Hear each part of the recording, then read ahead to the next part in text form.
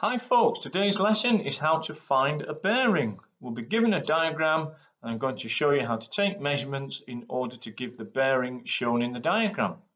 You might not know what a bearing is, so the lesson begins with an explanation of a bearing. Let's crack on and get the job done. A bearing is a direction measured clockwise from the north. So, the bearing of east, when measured from the north, would be 90 degrees, because from the north to east, you turn through 90 degrees clockwise. For west, the bearing of west, when measured clockwise from the north, would be all the way around 270 degrees. So knowing what a bearing is, let's look at how we find a bearing. Now the key point is the point you are measuring from. In this example, we are measuring from point B. So we must draw a north line in at B. We join the 2 points up, put our north line in at B because that is the starting point. We're measuring from B. We're finding the bearing of A from B. And now we are measuring the angle between the north line and the blue line you can see on the screen. And we're measuring it in a clockwise direction. It's that angle there. So we get our protractor, we place it on the north line. Really important this, that we place a protractor so 0 degrees there on the outside scale is on the north line. Think of the north line as being the naught line because that's where you're starting from. And we're measuring round and we can see 10, 20, 30. The blue line is halfway between 30 and 40. We reckon that's 35 degrees. So the bearing of A from B must be given us 3 figures, so it's 0, 3, 5 degrees. Here we have a second example. Be really careful here. We're finding the bearing of A to B. That means our starting point is A. We're measuring the bearing from A. We join the 2 points.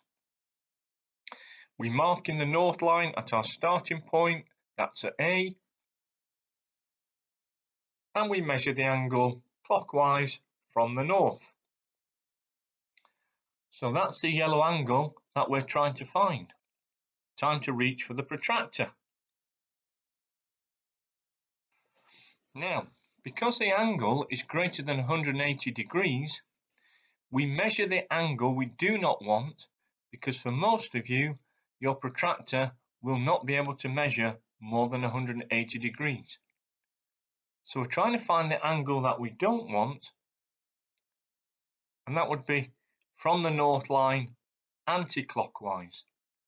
So starting at 0, measuring anti-clockwise, we're on the inside scale here. There's 140, there's 150, halfway between. We think the angle we don't want is 145 degrees.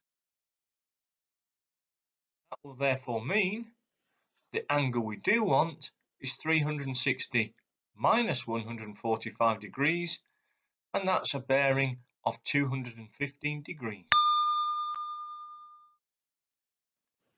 In example 3, once again be careful, we're finding the bearing of A to B.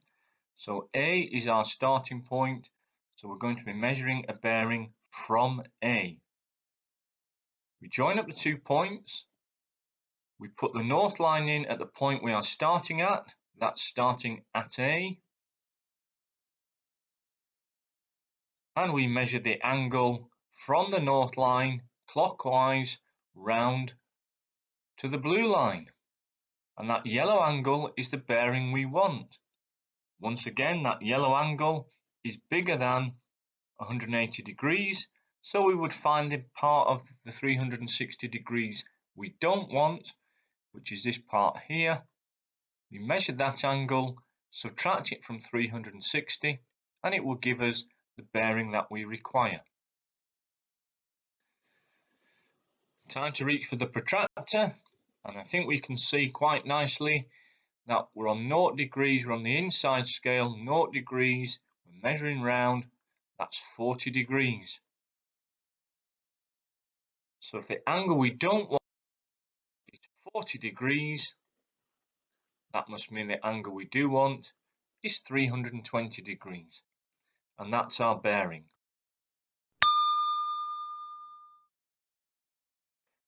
Bearings are a direction measured from the north clockwise. If that bearing is more than 180 degrees and our protractor can only measure up to 180 degrees, sometimes we have to measure the angle we don't want and subtract that from 360 degrees. But if you've understood today's video, you've got the job done.